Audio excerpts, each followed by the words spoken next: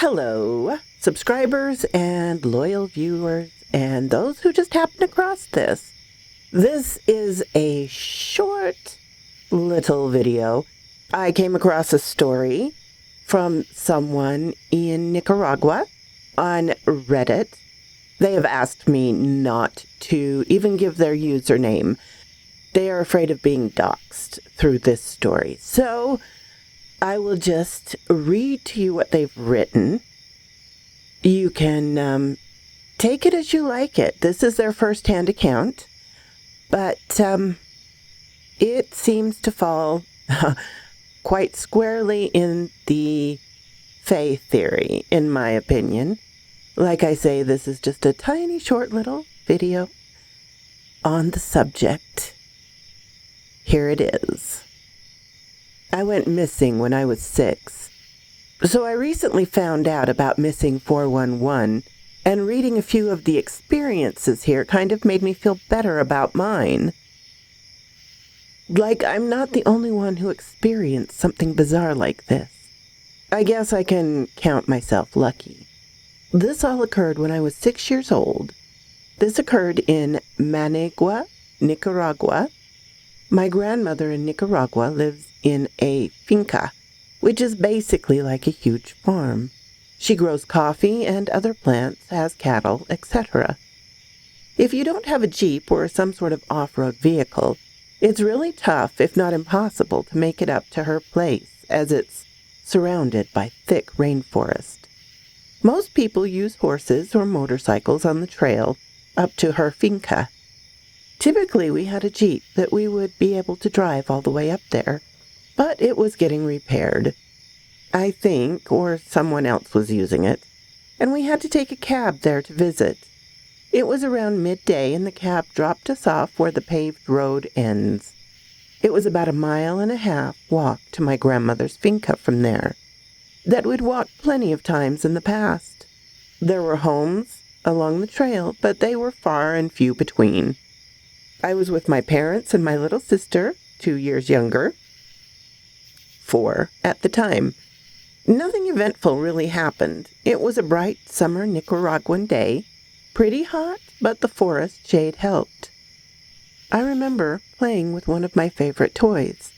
It was the Green Ranger that you could push a button and his head would switch from its normal head to his helmet. Anyways, I was playing with it as we walked along the trail. Then we arrived to a small stream. My parents are easily able to jump over it and keep walking. They look behind them, and I can see them watch me try to make the jump, smiling at me. I do make the jump, but drop my toy in the process, and it gets picked up by the stream, so I immediately start following after it. I can hear my parents yelling for me, but I'm too focused on catching my toy. The next bit I still remember vividly to this day. All of a sudden, I'm like in a field with very tall grass. It's surrounded by trees. The one thing I notice is that it's eerily quiet. I have to reiterate that this is Central American forest. It is never quiet. There are always hundreds of birds, monkeys, and other small animals everywhere. At the time, I didn't think anything of it. Then I hear something weird, like chirping, and I see small, tiny orbs in the tall grass. I'm not afraid of them, more like intrigued. They're amongst the grass like the way you would see an animal's eyes, but they're weightless and floating. I start walking towards them, but then I get scared and run away towards the forest. I remember getting sleepy as I fell against a tree trunk. The next bit I won't go into much detail, as it's just things my parents have told me, but also I don't want to be doxxed. In Nicaragua, my dad's side of the family is pretty important, with big ties to the government, senators, judges, military, etc. And my dad reached out to his brother, who was the police chief, and his brother-in-law, who was a general. They had a massive search for me, using police and military assets. About 1,000 people total combing the jungle, dogs, helicopters, the works. They actually found a few bodies in the process. They had stab or gunshot wounds. most likely gang members. I was missing for 2 days, and the next thing I remember is waking up in the back of a bus. The bus driver waking me up and asking if I was okay. I immediately started crying and asking for my mom. My mom had me memorize our home number, so they call and I get picked up. Police investigate, thinking it may have been a kidnapping attempt. They think once they found out who was kidnapped, they put me in the bus. I tell them my story, and a few of them think Duendes took me.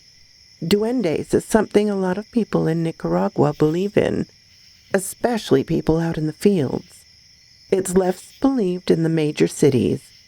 They're basically described like small people who kidnap children, kill livestock, or ruin crops.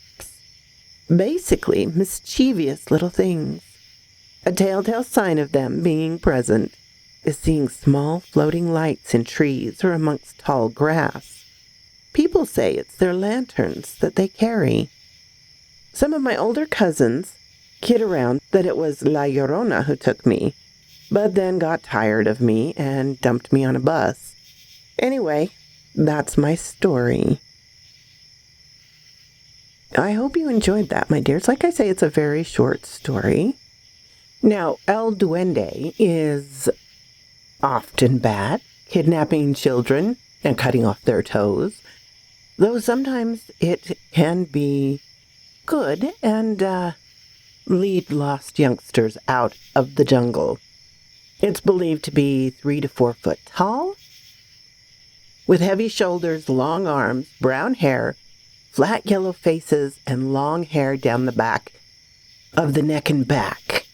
So, it sounds very much like a monkey, even though one of such size does not match. There's talk that the Mayans believed in a deity that looked like a very small man wearing a hat and nothing else.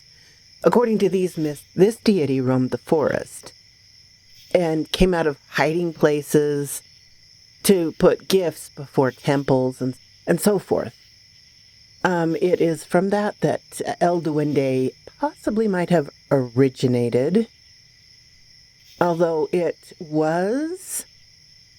some say it was from the Iberian Peninsula and came over to the New World with the Spanish and Portuguese. So that is the myth and legend of it.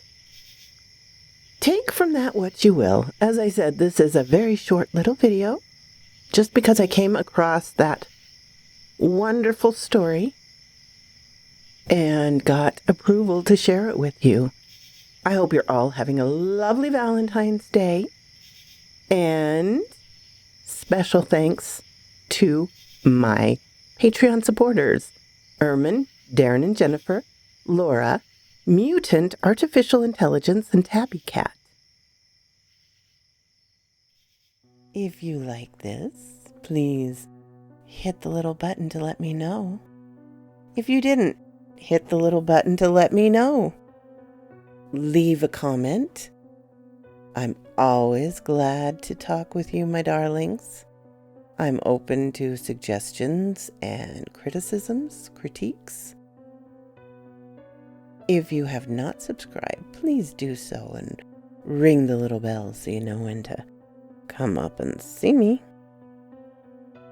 And I will talk to you next time, my darlings. Farewell.